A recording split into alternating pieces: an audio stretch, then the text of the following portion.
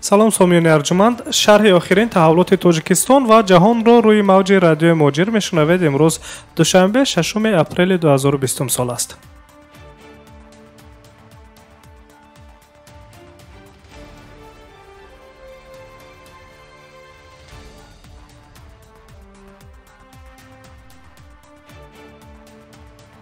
мақомоти интизомӣ дар Тоҷикистон аз боздошти мардӣ хабар медиҳанд, ки аз ҷумҳурии Қирғизистон бо роҳи қочоқ ба вилояти Суғди Тоҷикистон маводи сӯзишвории дизелӣ ворид кардааст.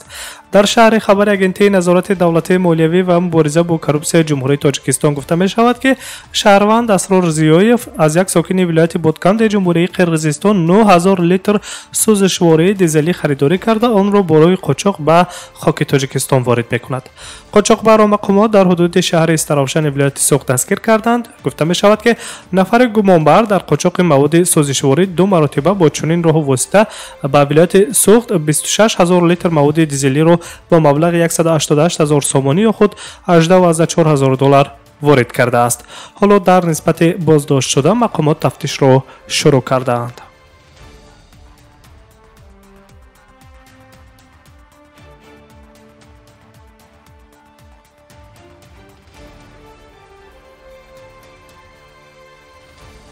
طبق اطلاع کنسول گنرالی جمهوری ازبکستان در نیویورک، شهروندان ازبکستان زخ و HS در بیمارخانه محلی بر اثر سرایت کرونا ویروس جان دادند. خبر می‌دهد خدمات مطبوعاتی وزارت کارهای خارجی جمهوری تاجیکستان با استناد به کنسولگری گنرالی وزارت کارهای خارجی ازبکستان از شهروندان کشورش که حالا در خارج قرار دارند دعوت می‌نماید که طلبات مقامات محلی کشور بودباش را اوید به مبارزه با پنجشنبه ویروس قطعاً رعایت کنند و از اشتراک در چاره‌بینی‌های عمومی بازدید از جای‌های سیرودم خودداری ورزند. یادآور می‌شویم که این زمان در ازبکستان 390 حالت کرونا ویروس به قید گرفته شده است که از آنها 30 نفرشان شفا یافته، 2 نفر دیگر جان دادند.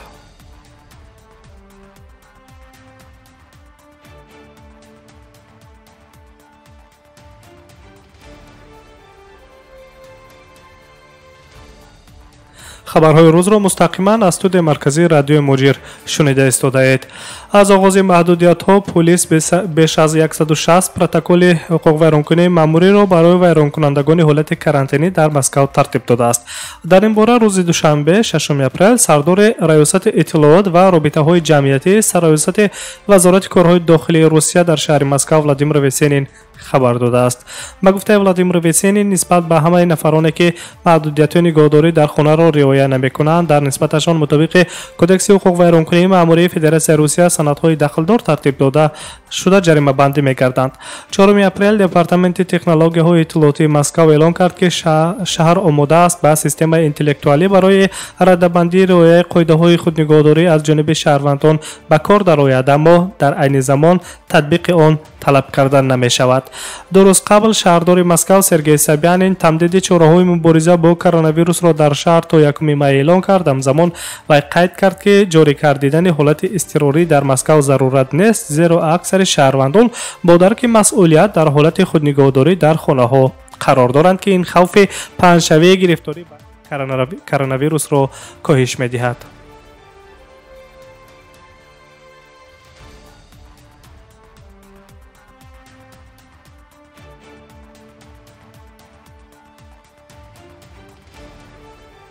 از مسکو به قزاقستان سر می‌زنیم. سردختور سانیتاری جمهوری قزاقستان ایژن اسمامبتووا گفته است که 120 کارمند طب هنگام طبابت و تماس با بیماران گرفتار کرونا ویروس با ویروس کووید 19 گرفتار شدند.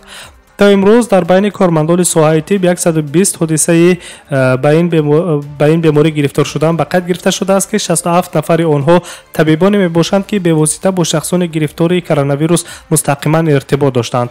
ابراز داشته است سردختور سانیتاری جمهوری قزاقستان. ایژن اسمامبتووا اینچنین علاوه داشته است که یک کارمند طبی در حالت وزنین قرار داشته، 9 نفر دیگر حالت وزنین میانه دارند و 57 نفر باقی مانده شکل سبک این بیماری را در خود نشان دادند. بنا به گفته مقامات قزاقستان حالا 10000 کارمندان ساحه طب در ذخیره نگاه داشته می شوند. در حال ضروری تمام کارمندان طب در تیبی در ذخیره بوده برای رسانیدن یاری به بیماران سرایت کرونا سفر برمی‌شوند. قبلا حکومت قزاقستان مزد مهنت کارمندان تیب را که برای که در کارهای ضد اپیدمیولوژی مشغولند تصدیق کرده بود. در صورت سرایت کرونا ویروس به کارمند تیب از فوند سقورت دولتی اجتماعی 2 میلیون تنگه حدود 4500 دلار ایالات متحده آمریکا و در حالت فوتیدن 10 میلیون تنگه تقریبا 22500 دلار ایالات متحده آمریکا پرداخت کرده می شود. در مجموع در قزاقستان 604 نفر از کرونا ویروس سرایت یافتند که 45 نفرشان شفا یافته و 6 نفر دیگر فوتیدند. وضعیت از همه شدید در ولایت قرغنده دیده می شود که آن پس از نورسلطان و الماتا از روی گرفتاری به ویروس کووید 19 در جای سوم قرار دارند.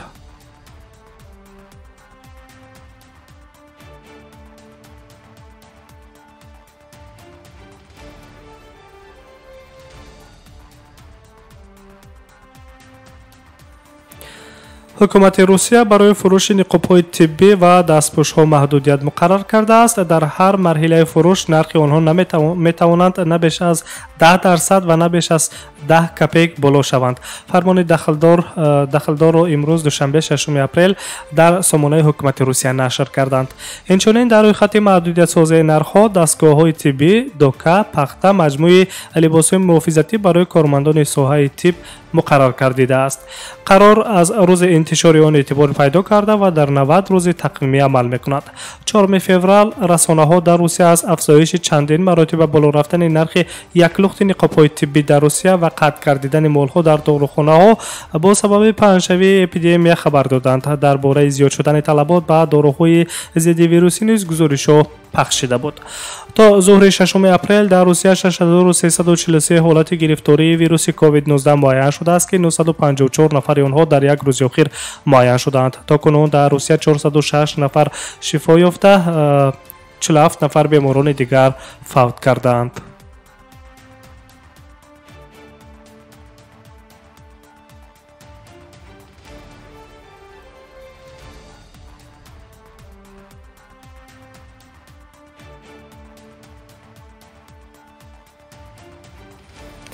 رزمگر آمریکایی جاستین گیجی در رقابت UFC 249 حبیب نورمگامدوف را در مبارزه با تونی فرگوسن عوض می‌کند. اما قید می‌شود که قرارداد برای مبارزه که باید روز 18 اپریل برگزار شود تا حالا امضا نگردیده است.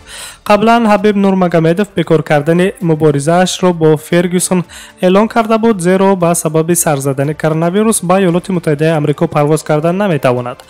محاربه بین حبیب و تونی با سبب‌های گوناگون چندین مرتبه موقوف گذاشته شده بودند. اکنون مبارزه آنها برای پنجمین بار قطع گردید.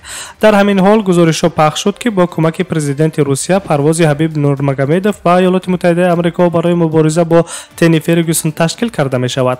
اما رهبر UFC تونی ویت این معلومات را رد کرده است. این اطلاع درست نیست. مسابقه برگزار می شود اما بدون حبیب، نوشته است پرزیدنت UFC در صفحه توییتری خود.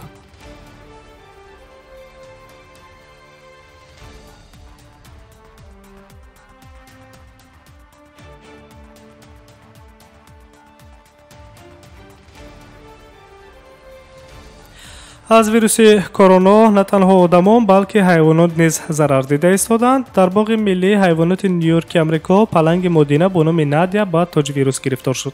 گفته می شود که بعد بد شدن وضع صحتی و بحالی پلنگ مدینه به نام نادیا، بیطاران او را به آزمایشگاه ملی بیطاری نیویورک برده از تشخیص گذرانیدند که او به ویروس کرونا گرفتار شده است. ماموریت باغ حیوانات شهر نیویورک آمریکا ابراز داشتند که باز یک پلنگ مدینه دیگر به نام ازول، دو پلنگ دیگر اموری و 3 شیر افریقایی نیز در حال بیمه‌داری قرار دارند که دکتران باغ حیوانات و سیرایت‌شناسان وضع صحتی آنها را تحت نظارت جدی قرار دادند.